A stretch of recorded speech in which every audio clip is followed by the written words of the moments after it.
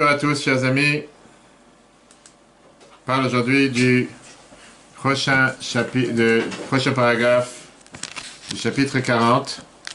On se rappelle ce qu'on a vu la semaine dernière, pardon.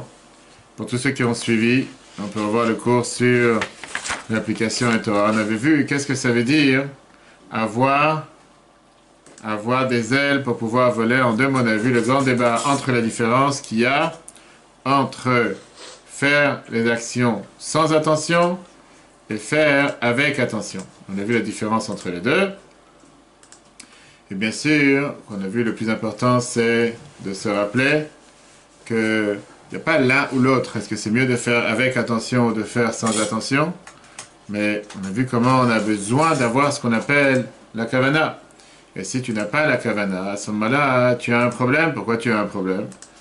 Parce que si tu n'as pas la kavana, qu'est-ce qui se passe? Lo pachalei, là on a vu d'après le Zohar, que si tu n'as pas l'attention, automatiquement ça ne vole pas trop haut. Ça reste ici, on va dire, dans la même pièce, et ça n'avance pas, et ça ne monte pas plus haut.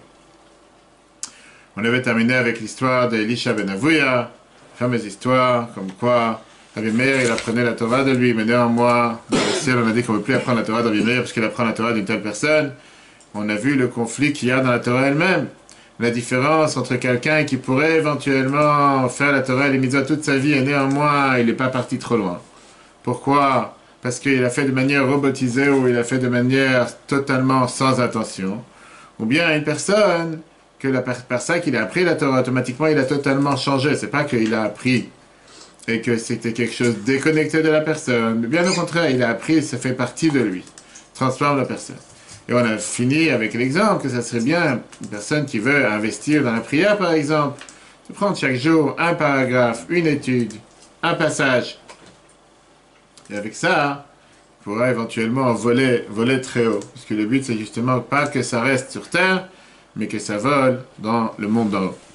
Aujourd'hui, ce qu'on va voir, on a dit que malgré que Dieu se trouve dans tous les mondes de manière égale, comme on l'a vu dans le chapitre 39 longuement, que ce soit dans le monde de Hatzilut, que ce soit le monde de Bria, le monde de l'émanation, le monde de la création, le monde de la formation ou le monde de l'action.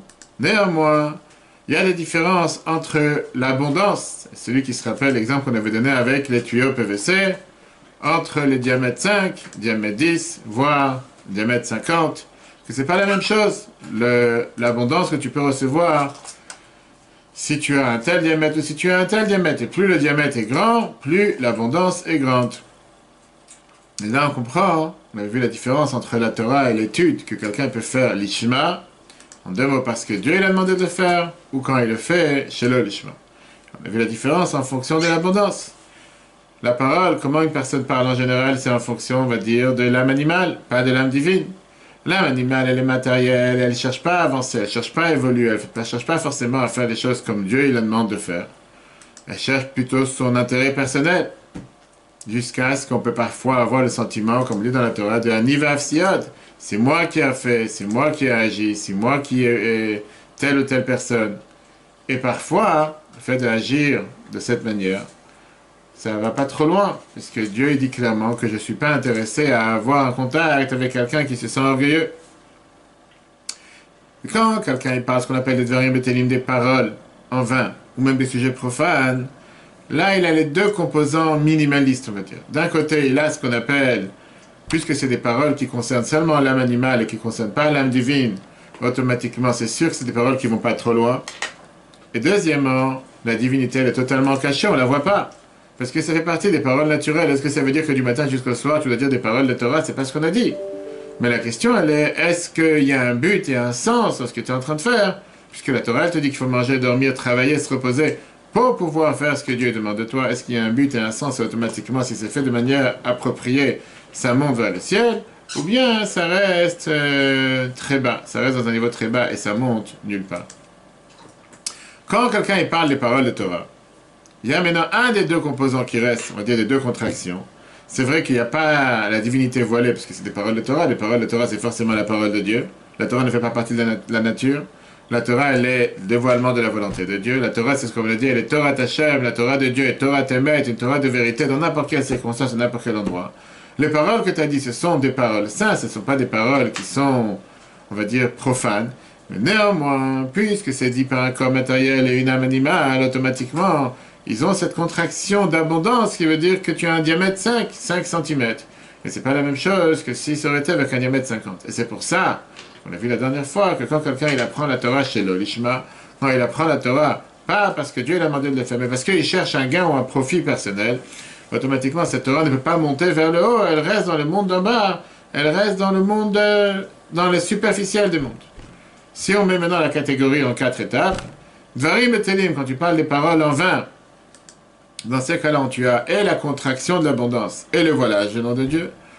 Quand tu apprends la Torah, tu fais des mitzvot pour un intérêt quelconque, tu as la contraction de mot l'abondance, ce n'est pas tellement large, mais tu n'as pas le voilage, puisqu'au final, tu apprends la Torah. Torah l'ishma, quand quelqu'un il apprend la Torah parce que Dieu il a demandé, à ce moment-là tu élèves cette Torah vers les mondes d'en haut, il n'y a ni contraction et ni voilage, et ça c'est l'idéal à laquelle on devrait vouloir aspirer à avoir, à atteindre, même si bien sûr on comprend parfaitement que c'est pas donné à tous et c'est pas facile à le faire tous les jours, c'est pour ça l'exemple qu'on a donné la dernière fois, le fait qu'on a le devoir de se dire que petit à petit, jour par jour, étape après étape, on avance, on évolue pour pouvoir faire toujours de mieux en mieux et de plus en plus. Le prochain paragraphe, qui est la fin de la partie de la semaine dernière, c'est la suite. On voit que le monde d'en bas, le monde dans lequel nous sommes, parce qu'on a posé la question, qu'est-ce que j'en ai à faire si ma Torah et mes mitzvot montent dans tel et tel monde ou pas? Le monde d'en bas, c'est le monde qui est le plus bas, soit en termes de voilage, que Dieu n'apparaît pas dans ce monde de manière dévoilée, la preuve c'est que les gens peuvent parfois faire ce qui est contre la volonté de Dieu, et soit en termes de contraction, l'abondance, elle n'est pas non plus large dans ce monde. Et ça fait partie de l'âme animale. Et c'est pour ça qu'il y a une différence si c'est des paroles de Torah ou pas. Même si, bien sûr, qu'on ne nie pas le fait que Dieu se trouve dans chaque instant, dans chaque endroit, dans chaque lieu. Mais néanmoins, on va voir ce que David Amelech a l'habitude de dire. Achenata al-mistater. Demande à Dieu de ne pas se cacher. Parce que Dieu, bien sûr qu'il est présent. La question est si tu le vois ou pas. C'est comme aujourd'hui, il fait très beau. Il fait un ciel bleu, merveilleux, frais avec moins 13 degrés ressentis sur ton toit. Et ça, c'est un jour que tu vois le soleil. Mais il y a des jours où tu ne vois pas le soleil. Est-ce que ça veut dire parce que tu ne vois pas le soleil n'est pas là? Il est là, tu ne le vois pas, mais il est là. C'est la même chose avec Dieu.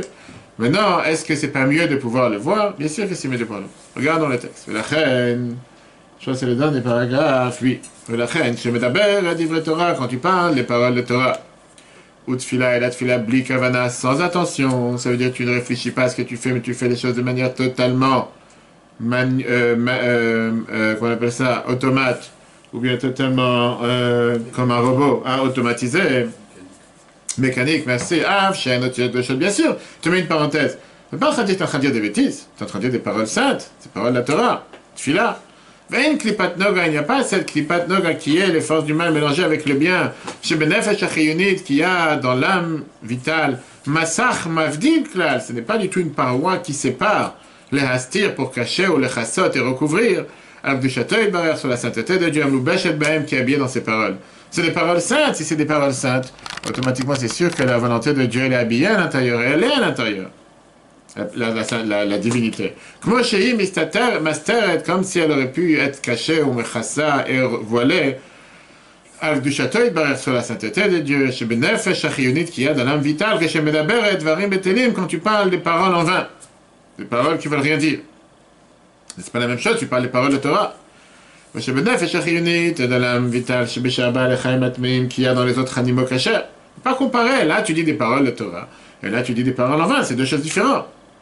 Mais Av de la Tata Panoïmine, malgré qu'on sait très bien qu'il n'y a aucun endroit vide de Dieu. Dieu se trouve partout. Comme on dit dans la prière tous les jours, Malekala, Retzkevodo, que la sainteté de Dieu, la divinité se trouve partout.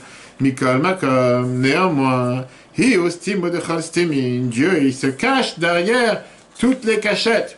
Pas qu'il joue à cache-cache, mais c'est la fameuse phrase, comme c'est écrit, Vénikra, Dieu, il a appelé, quel mystateur? Il a appelé un Dieu qui se cache.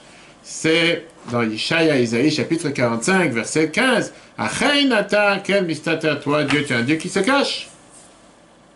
Regarde, même cet éclairage. Et le fait que cette vitalité s'étend, s'élargit, se dispatche de Dieu sur tous les endroits. Mistater est-elle cachée, bilvushim avec différents habits. Ou massachim, rabim vatsumim avec de nombreux voilages et des voilages puissants, Comme on a donné l'exemple avec le soleil, jusqu'à Shenit Lavsha, qu'elle s'habille, Venistatra, qu'elle se cache, Bilvush Noga, dans l'habit de Noga. Noga, c'est l'habit qui est, pas confondre avec le Nouga. Noga, c'est l'habit qui compare, qui est un mélange de bien et de mal. Jusqu'à ce qu'on a des problèmes parfois à savoir est-ce que Dieu est là ou pas. Les gens se posent la question. Il y a qui aiment le Nouga. Machenken. Botiotak de Shot. C'est pas la même chose quand tu parles des paroles de Torah. Des vraies Torah de Fila. Quand tu parles des paroles de Torah et de prière, de Adraba, au contraire. À ce moment-là, Klipat Noga, cette Klipat de Noga, qui est le mélange de bien et de mal. Mitapechet le Tov, elle se transforme en bien. Et à ce moment-là, Venichlalet Bigdushazo, elle s'inclut dans cette Dusha, comme on a mentionné dans le chapitre précédent, le chapitre 39. Ça, c'est la parenthèse. Et tu dis, Mikol Makom, néanmoins, malgré tout ce qu'on vient de dire, qu'il y a une différence quand tu parles les paroles en vain ou quand tu parles les paroles de Torah, qu'on ne peut pas comparer les deux. Néanmoins, Arasheben, l'éclairage, la lumière qui existe, avec ces mots saints de Torah et Tfilah, Megdushatoyber, cet éclairage que tu reçois de part de Dieu, et Viprinat Tzimtzum, elle est limitée, Atze Acharon jusqu'au dernier extrême, mais Achar, pourquoi Chakol Vedibur ou Gashmi? Parce que la voix et la parole sont matérielles. Tu as pu dire des paroles de Torah toute ta vie, tu as pu faire des mitzvahs toute ta vie, mais comme je dis, ils n'ont pas déplacé le plafond, ils n'ont pas dépassé le plafond, ils sont toujours là. Et on l'a vu la semaine dernière. Selon l'exemple qu'on rappelle à chaque fois, tu peux dire, mais j'ai fait ce qu'il fallait. Oui, bien sûr, tu as fait ce qu'il fallait. Tu as envoyé une lettre au président. Mais est-ce que ton but, c'est juste d'envoyer une lettre? Ou ton but, c'est qu'il la reçoive? Si c'est juste pour envoyer, pour dire, j'ai fait ce qu'il fallait, parce que j'ai envoyé un bouquet de fleurs dans la tête de ma femme, et je dis, au moins, j'ai fait mieux que celui qui n'a pas donné de fleurs. Et si tu es content avec ça, pourquoi pas? Mais je pense pas que ça, c'est le but qu'on doit chercher. C'est pas les histoires qu'on raconte avec quelqu'un qui a voulu avoir le souffle divin, Ruach HaKodesh. Il a dit que quand il fait un tanit d'Ibour, quand il parle pas, il y a certaines personnes qui ont dit que si tu fermes ta bouche pendant 40 jours, tu vas mériter que Dieu va se montrer à toi. Il n'a pas parlé aucune parole en vain pendant ces 40 jours. La seule chose qu'il a parlé, c'est Torah, Tfilah, rien d'autre, pas un mot. Ni bonjour, ni au revoir, ni rien. Pas que Torah, Tfilah. Passe 40 jours, il attend le Ruach HaKodesh, il attend le souffle divin qui tombe sur sa tête, et il attend toujours. Il est parti voir le Rabbi Israël de Rougine. Le Rougine pour lui demander qu'est-ce qui se passe. Et le Rougine était juste sur le point de partir. À l'époque, comment on partait? Il n'y avait pas Uber, ni taxi, ni Tesla, on va savoir quoi d'autre. Il y avait les chevaux, c'était magnifique. Il fallait atteler, comme on appelle ça, les chevaux à la carrosse, à la charrette. Donc, avant que le tzaddik s'est assis dans la charrette, il a vu un cheval, il a caressé les chevaux. Il est mignon, il est tout beau, avec les chevaux blancs, les chevaux noirs, tu sais, dans la neige. La personne ne comprend pas. Le tzaddik qui vient, il caresse le cheval, il s'ennuie, il n'a rien d'autre à faire. Il n'a pas pu se retenir. Il fait Yelamdeinu Abenu, cher Rav, cher maître, apprends-moi. Quel avodat Hashem, quel service de Dieu il y a comment on appelle ça, en caressant un cheval. Le tzaddik qu'il a répondu, pas d'un simple cheval. Je veux que tu saches que ce cheval a passé 40 jours sans dire des dvarim bétalim. 40 jours qu'il ne dit pas des mots en vain, des paroles en vain. Il mérite qu'on le caresse. Qu'est-ce qu'il a voulu lui donner comme réponse avant même qu'il a posé la question? Tu peux avoir une personne, il dit parfois qu'est-ce qui peut se passer? Parfois tu peux avoir une personne qui quoi? Une personne qui fait beaucoup de bonnes actions, mais il reste un cheval. Que Dieu nous en préserve, il n'y a pas de nefesh, il n'y a pas d'âme. Pas seulement il n'y a pas d'âme, il n'y a pas de ce qu'on appelle idbenunut, il ne médite pas dans ce qu'il fait. Tout ce qu'il fait, c'est de manière robotisée. Qu'est-ce que ça veut dire robotisée? Il fait pour faire. Parce qu'on lui a demandé de faire, automatiquement c'est pour ça qu'il le fait, et ça fait de la peine. Parce que tu prends déjà du temps, tu mets déjà des efforts, tu fais déjà ce qu'il faut faire. Fais-le comme il faut, c'est dommage de dire, je le fais pour le faire. Surtout, il n'y a pas de ce qu'on appelle regesh, il n'y a pas de sentiment derrière les actions. Et comme Halakha, elle emploie plusieurs fois le terme, c'est un maasekof, c'est comme un singe qui copie. Aujourd'hui, tu as des singes, ils sont très sympas, pour tous ceux qui partent des fois au zoo. Et qu'est-ce qui se passe avec ces singes? Ils savent te recopier, ils savent te faire exactement les mêmes choses que tu fais, mais ça reste un singe. Et en tout cas, il est en train de dire, les Rouginaires, il lui disait à ces juifs, c'est comme un cheval qui a fait ce qu'il fait faire. Bien sûr, pourquoi un cheval? Parce qu'on a tous le même animal à l'intérieur. Et automatiquement, pas en train de dire qu'il a fait du mal. Tu as fait une mitzvah, tu as mis les tefillin, tu as fait la tefila, mais c'est comme un cheval qui l'a fait. Et automatiquement, ça monte pas vers le haut.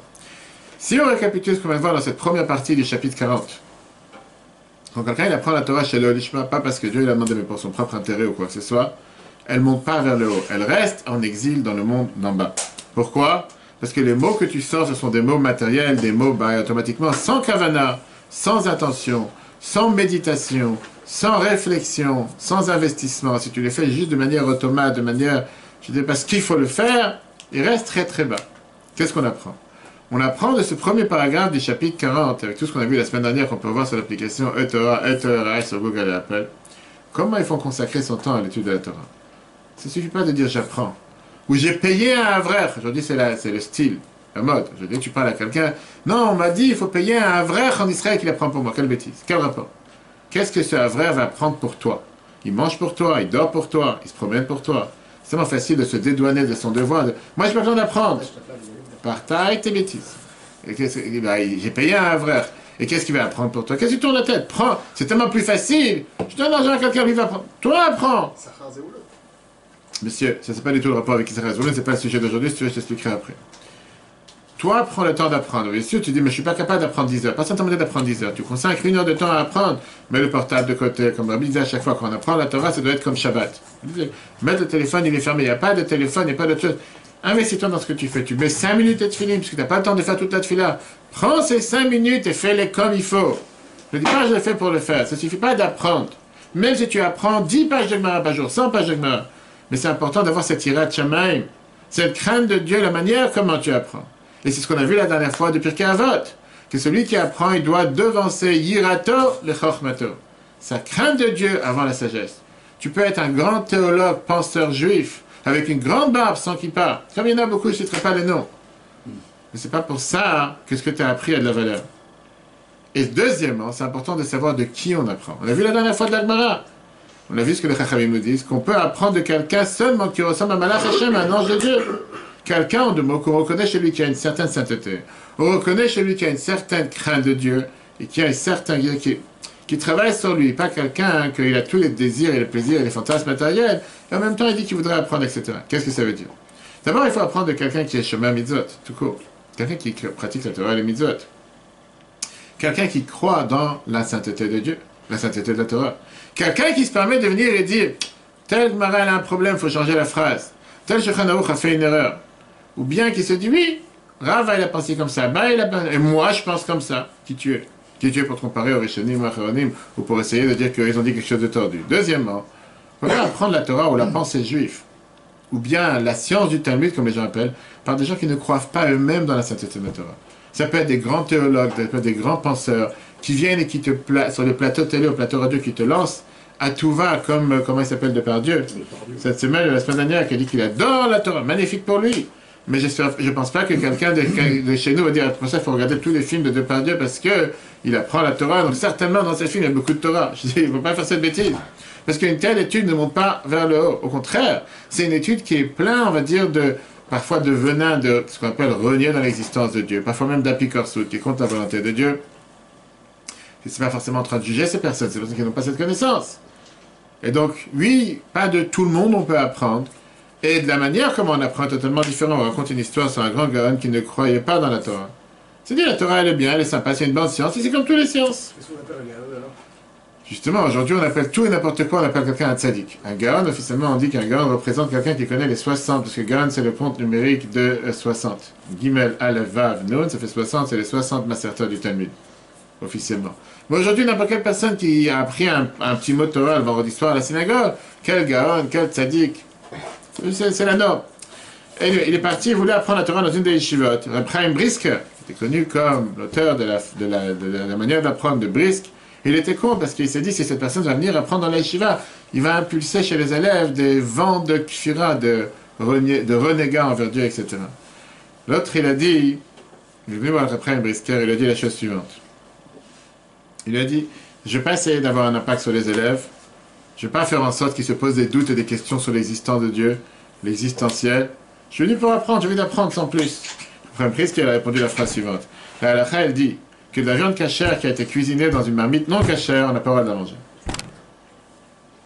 Peut-être que la Torah que tu vas dire, elle est vraie, mais le fait que c'est toi qui le dis, c'est un problème. On ne peut pas étudier. Deuxièmement, on doit apprendre et étudier la halakha seulement d'un rav qui a une yirat shamayim, crainte de Dieu. Qu'est-ce que ça veut dire crainte de Dieu? On a vu tout à l'heure, on a vu la semaine dernière, dans Pirkei Avot, yirato kodem ad lechochmato. Quelqu'un qui pense qu'il peut s'amuser avec la halakha, et qui peut jongler avec la halakha, et qui peut permettre tout et n'importe quoi parce qu'il a appris tel ou tel sujet, il n'a pas le minimum de crainte de Dieu pour savoir que si jamais tu vas permettre ou interdire, c'est la vie des gens qui est en jeu. C'est pas juste j'ai permis le morceau de poisson, j'ai pas permis. J'ai permis telle question qu'une femme a demandé sur les lois des côtés familiales. Un certain minimum de crainte de Dieu. Si tu n'as pas cette crainte de Dieu, comment tu peux décider la halakha? Comment tu peux enseigner la halakha à des gens? Ce qu'on va voir aujourd'hui, pourquoi le Zohar nous a dit la semaine dernière dans le deuxième paragraphe du chapitre 40, pourquoi on est obligé d'avoir les ailes. Pourquoi on est obligé d'avoir ces ailes, qui sont, on a dit tout à l'heure, c'était quoi les ailes? Les ailes, on avait dit que c'était à veiller à la crainte de Dieu et l'amour de Dieu. Et c'est ça qui va nous mettre en ordre, si on peut dire, entre où se positionne l'action et où se positionne l'attention. Ça, c'était le titre qu'on a mis aujourd'hui sur le cours. Quelle est la vertu de l'attention sur l'action? Ne pas confondre, ne pas rester toute sa vie seulement avec l'intention, parce que tu peux avoir de très bonnes intentions, mais si tu n'as pas d'action, ça ne sert à rien. Rabbi Levi Yitzhak de Berditchev avait été connu comme le grand défenseur du peuple juif. Et lui, il a appris les lois de Shrita, les lois de comment abattre un animal, un coq, une poule, etc., de manière profonde. Et il savait même tous les ordres kabbalistiques, toutes les intentions kabbalistiques, pour savoir quoi faire, comment faire. La bracha de la Shrita. La première fois qu'on lui a donné un coq, il a tenu le coq de la main, il a commencé à faire la bracha, à faire la Shrita, il a fermé les yeux. Il a eu toutes les bonnes attentions possibles qu'il faut avoir. Et il était tellement émerveillé du fait qu'il a maintenant la possibilité de faire la volonté de Dieu. Mais une fois qu'il a fini la prière, le coq il s'envolait. Le pauvre, le coq il a lâché l'affaire. Quand il a ouvert les mots, quand il a ouvert les yeux, il s'est dit, oui, il est parti le coq. Si on raconte, c'est une histoire qu'on raconte. Pourquoi on ne fait pas de bracha quand on donne la tzaka? La seule mitzvah qu'on ne fait pas de bracha quand on donne la tzaka, pourquoi? Parce qu'on te dit que si jamais Dieu va demander à quelqu'un qui va faire une bracha, Baruch Ata Hashem, peu importe, quelqu'un va dire, il faut que j'aille d'abord au mikveh, il faut que je me lave les mains, il faut que je réfléchisse, il faut que je médite chaque mot. Le temps qu'il a fini, le pauvre il est déjà mort. Il donne la tzaka, après il commence à faire. C'est une histoire qui peut, comment on appelle ça, qui peut faire rire. Mais quand on réfléchit, on peut apprendre de ça un sens énormément profond. Que quoi? Ce qu'on veut demander ici, deux questions qui sont très humoristiques, si on peut dire. Premièrement, quel est le lien entre l'intention que tu as dans la bracha et les ailes du poulet? Pourquoi? Parce que tu as eu tellement d'attention. Pourquoi tu as eu tellement d'attention? Pour ça, le poulet s'est envolé. Deuxièmement, si l'essentiel est l'attention, quelle différence si le poulet s'est envolé? Je vois le Rabbi Levi Yitzhak de Berditchev, on ne parle pas d'un juif simple comme nous. Il avait toutes les bonnes intentions. Le poulet il est parti, qu'est-ce que j'en ai à faire? Mais au moins, il avait les intentions. C'est ce qu'on va voir aujourd'hui. On va terminer ce qu'on a parlé dans le chapitre 35, qui est comment avoir le juste milieu. Comment mettre ce qu'on appelle l'équilibre entre l'attention et l'action. Et c'est le fameux verset avec lequel... Si par exemple on prend 10 dans minutes tout. je prends 10 minutes avant la tefila, c'est quoi les kavanot qu'il faut avoir? Pendant la tefila, tu parles à Dieu. Avant la tefila. Pas avant. Pendant la tefila. Avant la tefila, tu as la kavana générale, c'est écrit dans le Sidour, que la Moazakin te ramène de Shulchan Aruch, que si tu n'as pas pensé cette kavana, toute ta tefila n'a pas de valeur. Alors c'est quoi les kavanot? Tout de suite. Non, le bracha n'a pas de voir la tefila. Mais là, on est en train de parler de chaque mitzvah. Maintenant, tu vas faire une bracha, réfléchis, tu es en train de parler à Dieu. Tu vas faire une tefila. Tu n'es pas en train de dire, en même temps, je vais nettoyer la neige qui est sur le carreau, en même temps, je réponds au téléphone, en même temps, je réponds. Tu es en train de parler à Dieu. Fais ce que tu es en train de faire. Ça veut dire la kavanah. Tu dit qu'à l'époque, il y avait le Messirut Nefesh. Est-ce que ça veut dire avoir la kavanah dans la tefila? C'est que dans notre génération, c'est penser à Pirouche Shamilot. Pensez les mots que tu es en train de dire. Tu parles à Dieu, parle pas à autre chose. Premier verset qui est écrit dans le premier chapitre de Tanya, dans la première page de Tanya, la préface, qui karov elecha adavar meod, beficha bilvafra le'asato. Il est écrit dans la Torah. Bilvafra dans ton cœur le'asato pour le faire. Qu'est-ce qui est le plus important? Qui a besoin de quoi? L'action, le'asato, ou bien bilvafra dans ton cœur qui est l'attention? La réponse, on va la voir aujourd'hui quand on va couper le poulet en deux. On va voir qu'il y a le corps du poulet et il y a ses ailes. Puisqu'il y a les deux ensemble, automatiquement, on va voir la réponse. Comment tout ça est attaché entre le corps et les ailes, entre la mitzvah et entre l'attention. Il y a dans le paragraphe qu'on apprend aujourd'hui 3 agaot. Agaot, ça veut dire c'est les rectifications, ou bien les ajouts, les amendements à la Constitution. Que c'est, si on peut dire, le nombre le plus important d'amendements qu'il y a dans tout le Tanya. Plein de fois, ces amendements, ces ajouts, c'est des choses qui sont totalement kabbalistiques, en règle générale. Et pareil dans ce qu'on voit aujourd'hui. D'abord, on va apprendre les mots du Tanya lui-même, et après, on va voir quels sont ces agaot. Comme j'ai dit tout à l'heure, aujourd'hui, ce qu'on va voir ensemble, c'est d'abord Quelle est l'intention? Quel est le but de l'intention? Quelle est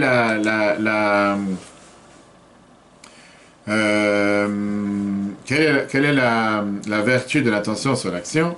Pourquoi on compare l'intention au zèle? Et pourquoi dans Télim, on va voir plus tard qu'on dit Oy kol tzameh lechou lemaim, celui qui a soif, il va boire de l'eau. Qu'est-ce que tu penses? Que qui est celui qui a soif, qui ne boit pas d'eau? On va voir après. Et on va voir avec notre cher poulet, on va comprendre.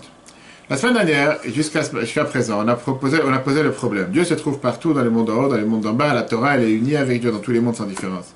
Mais il y a une différence, on a vu, entre les mondes d'en haut et les mondes d'en bas. C'est dans les mondes d'en haut, il y a beaucoup plus d'abondance, de manière beaucoup plus large. La divinité est beaucoup plus présente. Alors que dans les mondes d'en bas, au contraire, c'est beaucoup plus contracté, c'est beaucoup plus limité. Parce que le matériel, il est beaucoup plus présent et la spiritualité, elle est totalement éloignée. Deuxièmement, la divinité même qui se trouve en abondance dans les mondes d'en haut, elle est beaucoup plus dévoilée, dans les mondes d'en bas, elle est plus cachée. Et ça crée le problème dans la parole et l'action de la mitzvah, sans attention. Parce que puisqu'on vit dans le monde qui est le monde le plus bas, le monde matériel, les paroles de la Torah, les paroles de la Tfila, on les dit avec une phrase matérielle, avec un corps matériel à travers le corps. Automatiquement, on ne ressent pas tellement cette divinité, elle est très limitée, très contractée. Pour pouvoir avoir cet équilibre, on a le besoin d'avoir la kavana. Qu'est-ce que ça veut dire la kavana? La kavana veut dire l'intention qui d'elle-même est totalement spirituelle. L'intention ne dépend pas du corps, l'intention dépend de l'âme. C'est quelque chose de spirituel qu'on a mentionné dans les cours précédents. Et ça dépend entre le monde de la création, le monde de la formation, qui est dépendant du sentiment d'une personne. Si c'est cérébral ou bien si c'est sentimental. Et donc, l'intention, c'est quelque chose qui fait partie des mondes d'en haut. L'action fait partie des mondes d'en bas. Je ne fais pas l'action dans les mondes d'en haut. Ce qu'on a besoin, c'est de faire un mariage. Faire un mariage entre les mondes d'en haut et les mondes d'en bas, faire un mariage entre l'attention et l'action. Quand quelqu'un fait une mitzvah avec l'action et la parole matérielle, ensemble avec l'attention spirituelle, l'attention s'habille dans l'action, élève l'action des mondes d'en bas vers les mondes d'en haut. Automatiquement, tu as beaucoup plus d'abondance, et une abondance qui est totalement dévoilée. Qu'est-ce que ça veut dire et pourquoi d'abord? C'est l'attention qui élève l'action. Pourquoi pas le contraire? Peut-être c'est l'action qui fait descendre l'attention vers le bas. On ne parle pas ici qu'on appelle du Xerat Akatou, que le verset a décrété que c'est comme ça et rien d'autre. On parle ici quelque chose de logique. Quand une chose est la cause et l'autre est la conséquence est attachée à la cause et elle est influencée de la cause. Dans notre cas, l'attention, c'est la cause, c'est le moteur. L'action, c'est la conséquence. Et donc, l'attention élève l'action dans les mondes d'en haut. Puisqu'au final, comme je l'ai dit tout à l'heure, si je n'ai pas envie d'être quelqu'un qui est un robot, et je fais les choses sans attention, je les fais pour le faire, ou comme les gens ils aiment dire aujourd'hui, j'ai pas fait attention. Mais t'as qu'à faire attention, et ça, t'as pas fait attention. T'es un être humain, t'es pas un animal. Réfléchis avant de bouger, réfléchis avant de faire quelque chose. Automatiquement, c'est la raison pour laquelle c'est l'attention qui lève l'action. Par ça qu'il y a l'attention, automatiquement, il y a l'action derrière. Vient l'Admoazaken. Et il explique quel est l'avantage de l'intention sur les mots. Puisque l'attention vient du monde de la création, du monde de la formation, et puisque c'est la cause des mots, automatiquement ça élève les mots vers le haut. Quand les mots et l'action vont vers le haut, automatiquement tu dévoiles la volonté de Dieu de manière totalement dévoilée, illimitée par rapport à ce que tu peux dévoiler par l'action elle-même. Comme j'ai dit tout à l'heure, est-ce que c'est l'attention qui compte ou l'action qui compte? On a vu la dernière fois avec le bouquet de fleurs, c'est le meilleur exemple. L'action, c'est quoi? J'ai donné un bouquet de fleurs. J'aime ma femme, j'ai donné un bouquet de fleurs. Ça, c'est l'action. Mais ça peut être une action morte. J'ai juste donné un bouquet de fleurs. Mais s'il y a l'attention derrière, comment tu as préparé le bouquet de fleurs, le mot que tu as écrit, je ne sais pas comment tu l'as donné, de quelle manière tu l'as fait. Automatiquement, l'action prend une valeur et une importance totalement différente que si ça aurait été seulement une action pour être une action. Après, on verra à la fin, la Haga se rajoute, que la Moazaken a rajouté, comment ça peut amener concrètement une différence pour chacun d'entre nous. Que tu vas dire, tout ça, c'est bien beau, tout ça, c'est de la Kabbale, ça ne me parle pas. Quelle différence si c'est dans les mondes d'en haut? C'est faux. Parce qu'en fonction de où ta prière et ta Torah est montée, dans quel monde, où là-bas il y a une abondance de divinité, une abondance de lumière de Dieu, c'est comme ça que va rejaillir sur toi la mise en place et la mise en application de ce que tu as cherché, des prières, des bénédictions, de quoi que ce soit, de l'abondance de Dieu, parce que tu étais dans un monde où il y a eu une grande abondance. On a vu la dernière fois avec le diamètre 5 et le diamètre 50. Oui, si tu veux rester avec un diamètre 5, il n'y a pas de souci, mais à ce moment-là, l'abondance elle est très courte. Si tu veux avoir un diamètre 50, l'abondance elle est beaucoup plus large, beaucoup plus grande. Et au final, ça change le mal qu'il y a dans nos vies en bien, un bien visible et un bien tangible. Comme j'ai dit, il ne faut pas faire les choses pour le faire. Si tu les fais juste pour le faire, alors ok, pas de souci. Et tu perds ton temps. Parce que tu veux qu'il y ait un résultat à ce que tu fais. Tu veux un résultat, fais-le comme il faut. Regarde le texte. Oui, ça compte quand même. Je n'ai pas entendu. Ça compte quand même. Alors on revient même de la semaine dernière. Tu as jeté un bouquet de fleurs dans la tête de ta femme. Ça compte pas. Non, mais quand tu fais une mitzvah, même sans intention. Tu vois des questions. Ça compte quand même. Toi, tu lui as amené un bouquet de fleurs, tu l'as jeté dans la tête. Lui, il n'a pas amené le bouquet de fleurs. C'est qui le mieux? Ils mettent les téphilines, il faut mettre les téphilines n'importe quel. Parce que bien sûr qu'une mitzvah compte. Mais je te demande, comme je dis, tu ne pourras pas dire qu'il a fait un péché, il n'a pas fait une avéra, il a mis les téphilines. Mais non, c'est pas pour ça qu'il faut toujours rabaisser vers le niveau le plus bas. Ça, c'est le niveau 1. Un juif qui ne met pas les téphilines, tu la rattrapes dans la rue, tu lui demandes de mettre les téphilines, il a fait une mitzvah. Mais est-ce que c'est ce que Dieu il attend de nous de faire? Et puisque l'autre il a mis les téphilines 30 secondes sous la neige, c'est déjà bien pour lui. D'abord, je ne connais pas l'autre. Peut-être que pour l'autre, par rapport à Dieu, cette téphilines de 30 secondes vaut beaucoup plus que moi qui dois prier pendant 1 heure. Je ne peux pas me comparer à l'autre. Mais est-ce que je dois aspirer à être comme l'autre? Ou je dois faire en sorte d'espérer que l'autre devienne d'un niveau qui est beaucoup plus noble? Et comme j'ai dit, tu as par rapport au bouquet de fleurs, tu dis l'autre il n'a pas amené le bouquet de fleurs, toi tu as amené, tu as jeté dans la figure. Qui c'est qui a amené le bouquet de fleurs? C'est toi? Très bien. Est-ce qu'il vaut mieux ne pas amener ou amener et jeter dans la figure? Lui, il dit qu'il faut mieux jeter dans la figure. Au moins ça reste alors. Au moins ça reste, il restera les marques. Il restera les marques du bouquet de fleurs qu'il a jeté dans la figure. Qu'est-ce que je te dis? Par contre, comme j'ai dit la dernière fois, Non, mais est-ce que ça peut être. Enfin, est-ce que ça. On appelle ça une mitzvah quand même? Oui, c'est ça. T'as amené le bouquet de fleurs ou pas? Oui. C'est bon. Donc est-ce que ça crée un. Ça renforce l'harmonie dans les couples. Ça renforce le shalom bayit, bien sûr. Il y a quand même un canal de balance. On l'a vu la dernière fois, encore une fois. Bien sûr que c'est une mitzvah. Tu peux pas dire qu'il n'a pas fait une mitzvah. On a vu que Rambam te disait clairement que Vitor chez le lishma, que des fois, par ça que tu fais une mitzvah pas comme il faut, tu arriveras à finir par faire les choses comme il faut. Mais des fois, tu as des gens qui pendant 120 ans, ils font les choses pas comme il faut. Pour qu'à 120 ans, ils disent, quoi, j'aurais dû faire les choses mieux. Prends-toi. C'est un don de Dieu, en fait, que la mitzvah, elle marche, même si on va faire sans kavana. C'est parce que Dieu, il a été gentil avec nous, il nous a donné la possibilité de le faire. Ouais. Mais comme j'ai dit, mais tout ça, c'est quand on regarde les choses du niveau le plus bas. Et la mentalité française, elle est toujours de vouloir abaisser les gens, que faut toujours, les gens n'ont pas le droit de gagner plus, ils n'ont pas le droit de faire plus, qu'ils sont toujours avec des aides. Tu as les autres pays dans lesquels non, on veut lever les gens vers le haut, pas les descendre les gens vers le bas. Comme on l'a dit tout à l'heure, avec quelqu'un qui voulait avoir Ruach Kodesh, il faudrait avoir le souffle divin. Il a vu dans les livres que c'est écrit que quand tu jeûnes 40 jours, quand tu fais attention 40 jours de ne pas dire des paroles en vain, tu auras Ruach Kodesh. Pendant 40 jours, il n'a pas prononcé aucune parole en vain. Ça n'a pas aidé. Il est parti voir le Baal Shem Tov, il a demandé comment est-ce possible. 40 jours, je n'ai pas dit des paroles en vain, et ça n'a pas marché. Le Baal Shem Tov lui a dit, est-ce que tu as prié pendant ces 40 jours? Il dit oui, 3 fois par jour. Est-ce que tu as dit Télim, tu as dit des psaumes? Le Baal Shem Tov, il lui demande la question. Il dit oui, bien sûr j'ai dit des psaumes. Le Baal Shem Tov dit, moi je suis très clair. Toutes les paroles en vain que tu as dit pendant ces 40 jours, les psaumes et la prière, sont restées des paroles en vain. C'était pas des paroles de prière, c'était des paroles en vain, ça n'avait aucune importance. En 2 mots, ta prière c'était une prière sec, c'était une prière sans attention. Quand pendant la prière, ta pensée, elle était occupée, elle ne pensait pas consacrée à la prière, elle pensait à tout sauf à la prière. Une telle prière est consacrée, est considérée, des dvarim betelim, des paroles en vain. En 2 mots, c'est des paroles sans intention. Je dis, mais il a prié, je dis le contraire, mais ça n'a fait aucun impact, ça n'a fait aucun effet. Maintenant, on voit l'équilibre qu'on doit avoir entre ce qu'on a dit tout à l'heure, entre Bilvafra et la Sato, qui veut dire ton cœur, l'attention et l'action. Quel est cet équilibre? On a vu dans les derniers chapitres qu'il y a d'abord les 2 côtés. Et on doit accepter qu'il y a les 2 côtés. D'un côté, on te dit la fameuse phrase Hamas Ewaika, l'essentiel c'est l'action. Dans les chapitres 35 et chapitre 36 qu'on peut revoir sur l'application Torah, on a expliqué l'avantage de l'action sur l'attention. Le but, pourquoi Dieu nous a envoyés sur terre, c'est quoi? C'est de faire dirab et artonim, de faire en sorte que la divinité descende dans ce monde ici-bas. C'est la paracha de la semaine prochaine. Vous ferez pour moi un temple, il va résider ici dans ce monde. L'action matérielle avec le corps, c'est ce que Dieu veut. Parce qu'ici, c'était le but de travailler avec l'âme. Il n'avait pas besoin d'envoyer une âme dans un corps, c'est de la perte de temps. Il aurait pu laisser l'âme dans le ciel. Alors que, comment la volonté divine, comment la kavana, ce qu'on veut dire spirituelle, peut agir particulièrement et essentiellement dans l'action. Et c'est pour ça qu'on n'est pas quitte de la tfila sans action. Par contre, tu te rends quitte d'avoir prié, même si tu n'as pas eu l'attention. Parce qu'au final, on sait très bien qu'on a dit que d'un côté, Maase Waika, de l'autre côté, il ne faut pas oublier ce qu'on a dit aussi, Qu'une tefila, belo kavana, c'est que gouvlin shama. Qu'une tefila, une prière sans attention, c'est comme un corps sans âme. On a vu ça dans les chapitres 38 jusqu'au 40. L'importance de l'attention sur l'action. Puisque l'action, c'est seulement le corps, et l'attention, c'est la neshama. Après, on a vu comment l'attention, c'est ce qui élève la mitzvah vers les mondes supérieurs, qui sont la création et la formation, qui l'attache avec les 10 attributs avec lesquels Dieu a créé le monde. Et quand tu fais une action sans attention, ça reste dans ce monde d'en bas. On a rappelé du Zohar qu'à ce moment-là, l'eau pachal, elle ne monte pas vers le haut.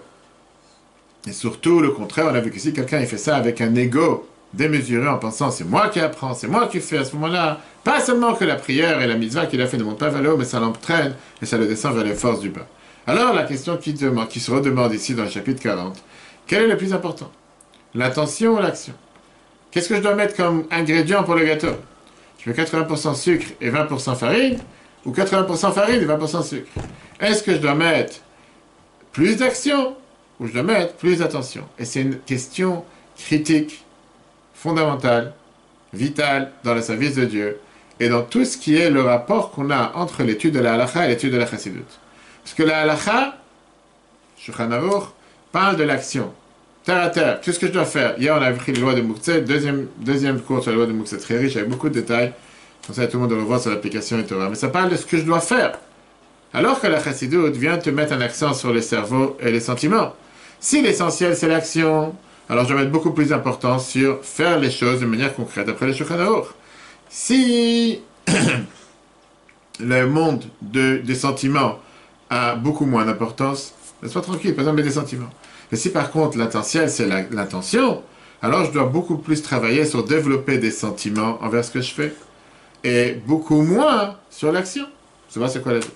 Bien, la Noah Zaken t'explique ici de manière très très claire, avec le prochain paragraphe, et il te dit comment on peut comprendre et faire ce qu'on appelle un mariage entre le sujet que tu apprends et la halakha que tu apprends dans la Mishnah.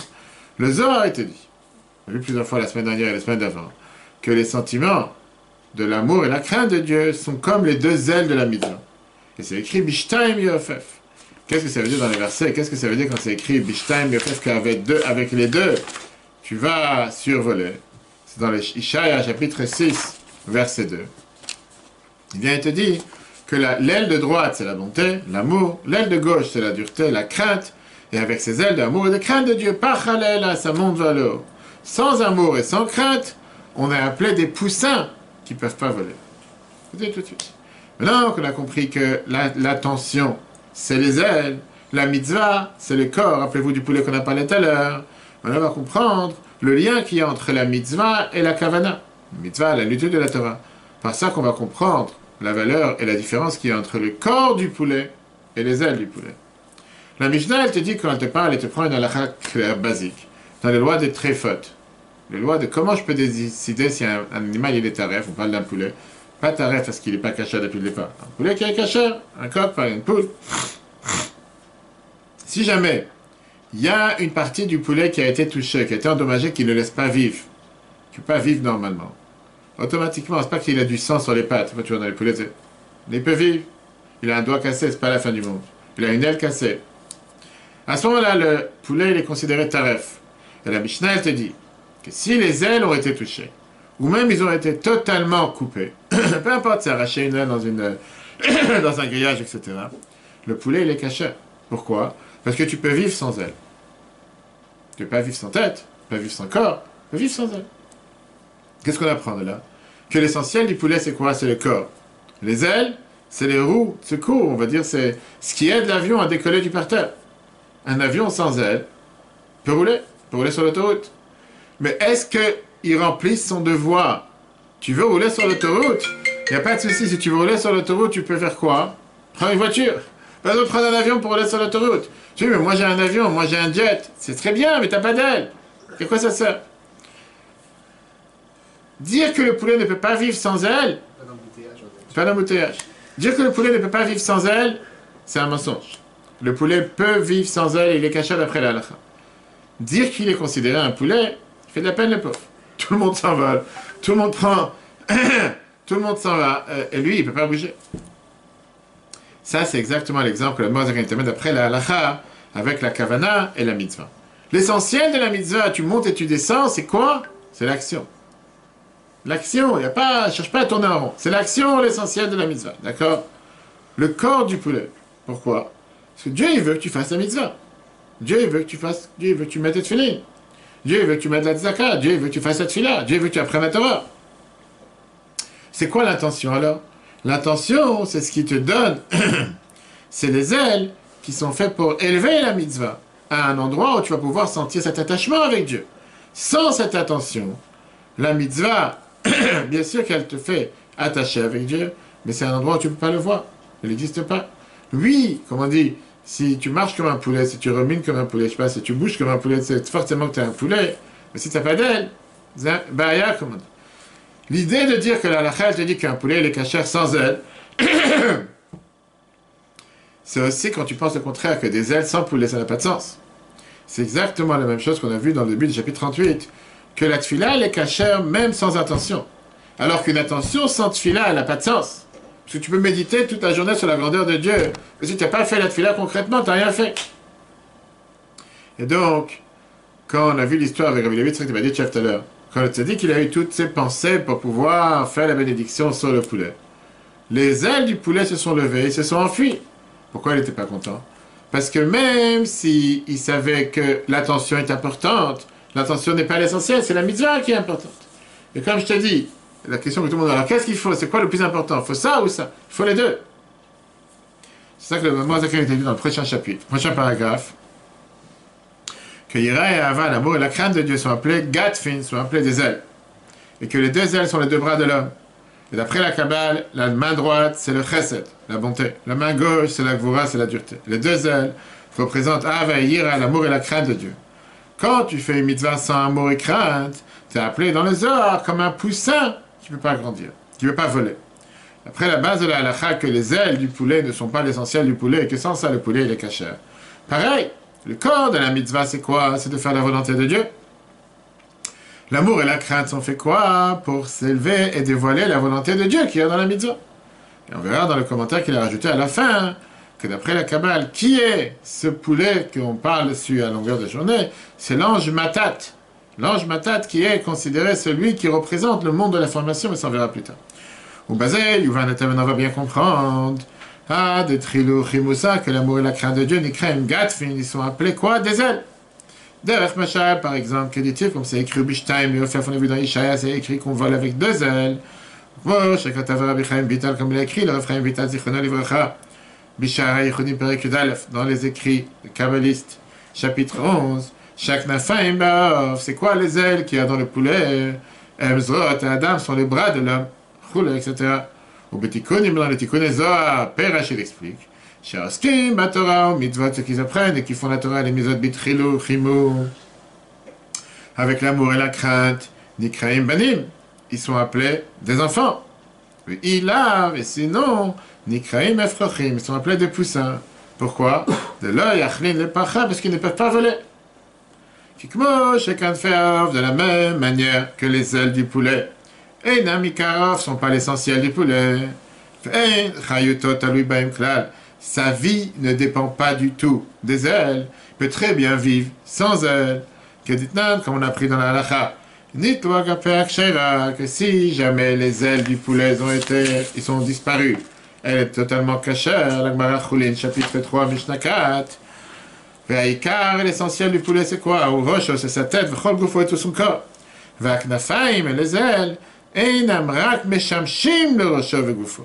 sont là en train d'être un serviteur, ils sont en train de servir la tête et le corps, le pachabeon pour pouvoir voler avec eux. Ça, c'est pour le poulet. Frère derech machal, exactement le même exemple, la Torah et mitzvot. La Torah et les mitzvot. Ça, c'est l'essentiel de l'unité de Dieu, qui veut dire faire la volonté de Dieu. Par ça que tu dévoiles la volonté de Dieu, un mitgalé qui se dévoile à l'Éden par la Torah et mitzvot. Quand on parle de l'amour et la crainte, ils élèvent cette Torah que tu apprends, la mitzvah que tu fais. Le makom, un endroit chez Galé, Boharatzon, qui va se dévoiler là-bas la volonté. Or, la lumière infinie de Dieu. De cette union, Shem, que ça, ce sont les mondes, de Yitzira, de la formation et de la création. Qu'est-ce qu'on vient de voir? Quel est le plus important? La réponse, elle est... Si quelqu'un veut dire l'action est plus importante parce que sans action, ça ne sert à rien. Sans action, si tu as que l'attention sans action, ça ne sert à rien. C'est vrai. Mais de l'autre côté, si tu es un poulet, sans aile, ça fait de la peine. Tu veux dire, ok, au moins je suis un poulet. Pourquoi tu es un poulet? Si tu es un poulet, ton but c'est de voler, c'est pas ton but de rester sur terre. Donc on a besoin des deux. Et après on verra la semaine prochaine l'équilibre et comment avoir les deux ensemble. Le chassid, Rabbi Yaakov Mordechai de Poltava, il a fait le infirmier Nigun de Poltava. Il avait l'habitude de beaucoup jeûner. Et à cause de ça, son corps s'est beaucoup affaibli. Et il sentait un jour qu'il allait partir de ce monde dans quelques jours. Avant de partir de ce monde, il a dit la phrase suivante. Tous les jeûnes que j'ai faits dans ma vie ne servaient absolument à rien. Si à cause d'eux, je ne pourrais pas continuer à vivre et mettre les tefilines tous les jours. Alors David Ordre, qui est un autre chassid, a dit, pour arriver à un tel sentiment, il faut d'abord avoir des dizaines d'années de jeûne et de travail sur soi pour comprendre qu'est-ce qu'il a raté, si on peut dire. Qu'est-ce que ça veut dire? Après ce qu'on vient de voir aujourd'hui, le fait d'avoir l'attention, s'élever de Dieu, Tanit Dibour, le fait de jeûner, ça c'est bien beau. Mais ça c'est que l'attention. Si l'action n'existe pas, le mettre les tefilines concrètement n'existe pas. À quoi ça sert toute cette attention? Si tu as préparé le beau paquet, on a vu la dernière fois, je ne sais pas si c'était dans ce cours, avec le mari qui a amené un vase et qui a, comment on appelle ça, qu'il avait pas enveloppé chaque morceau cassé. Tu peux mettre toute ton attention dans l'attention. Mais si l'action elle est tordue, l'attention ne sert à rien non plus. Donc ce qu'on vient de voir aujourd'hui, c'est quoi? C'est que toute l'élévation que tu peux avoir spirituellement, je vais aller au mikvé du Harizal, je vais aller à Ouman, je vais aller attraper des anges, n'importe où je peux, je vais attraper des anges, je vais m'élever au 7e ciel. Mais la prière elle-même, tu la fais pas comme il faut. Ah, bien sûr, il faut les deux, c'est ce qu'on dit. Donc tu as besoin d'avoir et le poulet et les ailes. Tu ne peux pas avoir seulement, pas dans l'assiette. L'assiette, chacun a son goût. Tu parles dans le réel, tu as besoin d'avoir les deux. Qu'est-ce qu'on vient de voir? Que quoi? Que l'amour et la crainte sont les ailes pour pouvoir faire voler la mitzvah, etc. Ce n'est pas l'essentiel, mais c'est les roues par lesquelles le poulet peut marcher. Mais tu peux te débrouiller sans. Un poulet peut vivre, on a vu d'après la halakha, il peut vivre sans ailes. Très bien. Mais ça, c'est tout à fait contradictoire avec ce qu'on a vu la dernière fois, ce qu'on va voir tout de suite. Parce que, prends la Torah elle-même, le schéma que tu dis tous les jours, et on voit que l'amour et la crainte, c'est pas juste la sauce au cumin, ou je sais pas quoi, ou la sauce, on appelle ça la sauce soja salée au sucré que tu mets dans les sushis, que sans ça tu peux pas manger de sushi.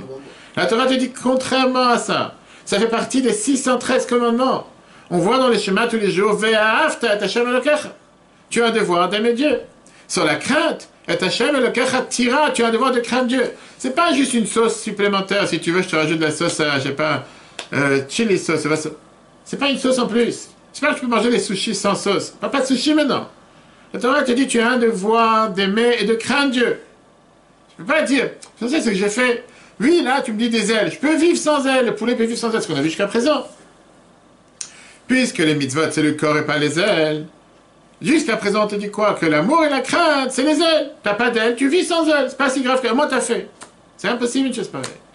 Viens, la noix, on n'a pas le temps de faire ça, je vais vers la semaine prochaine. Pour le prochain paragraphe, que oui, l'amour et la crainte, ce sont des mitzvot différents des autres mitzvot. Alors que dans les autres mitzvot, le but, c'est la mitzvah elle-même. Dans l'amour et la crainte, le but, c'est pas d'avoir seulement de la sauce. Parce que si tu vas au restaurant et te donne 10 pots de sauce, mais t'as pas donné les sushis, tu rentres à la maison, tu vas pas manger de la sauce, que tu vas faire avec. L'amour et la crainte, c'est surtout quelle est la conséquence. Qu'est-ce que tu fais avec? Si tu as 10 pots de sauce, si tu n'as pas le sushi, c'est un grand problème. Bien sûr, c'est l'idéal d'avoir les deux. Bien sûr que la Torah te demande d'avoir les deux. Mais le fait d'aimer Dieu, c'est pas juste j'aime Dieu quand je l'extase, comme j'ai dit, je vais au milieu du harizal, c'est bien tout ça. Mais tout ça, c'est la préparation pour. Et s'il n'y a pas le pour, s'il n'y a pas le suivi, c'est ce qui se passe des fois avec des bachorim dans la yeshiva, qui vont apprendre Chassidut le matin, 1 heure, 2 heures, 3 heures. L'heure, elle passe, ils n'ont pas encore prié. Après la prière, un quart d'heure. À quoi ça sert d'avoir prié à quoi ça sert d'avoir été au mikvé? Pour finir la prière, pas comme il faut. Il faut mieux mettre plus de temps, et c'est ce que l'ami disait plein de fois. Il faut mieux prier avec le minyan, prier, que de prendre ton temps pour prier plus tard, et qu'au final, la prière n'a ni queue, ni tête, ni cœur, ni... Qu'on sera rappelé sur l'application Torah, demain soir, c'est Rosh Chodesh. Rosh Chodesh Adar, le mois que tout s'est transformé à Chodesh Hashanah par le mois de miracle, le mois de joie, que Dieu fasse que cette année on a que des miracles, que des bonnes nouvelles pour tous les peuples juifs partout où ils se trouvent.